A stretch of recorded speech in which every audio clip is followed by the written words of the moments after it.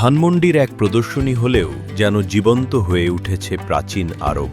মাটির তৈরি ঘর, খেজুর পাতার ছাউনি, আর পাশে দাঁড়িয়ে আছে যেন সেই কাঠের মিম্বর, ঠিক যেভাবে ইসলামের আলো ছড়িয়েছিলেন প্রিয় নবীজি হজরত মুহাম্মদ সাল্লাল্লাহু আলাইহি ওয়াসাল্লাম। এ প্রদর্শনীতে দেখা যাচ্ছে নবীজির জীবনের সহজ সরল নিদর্শনগুলোর প্রতিচ্ছবি। ছোট একটি বিছানা, পান করার মাটির কলস, খেজুর ও জবের খাদ্য। কোনো বিলাসিতা নয়, বরং পরিমিত জীবনযাপনই ছিল তার আদর্শ।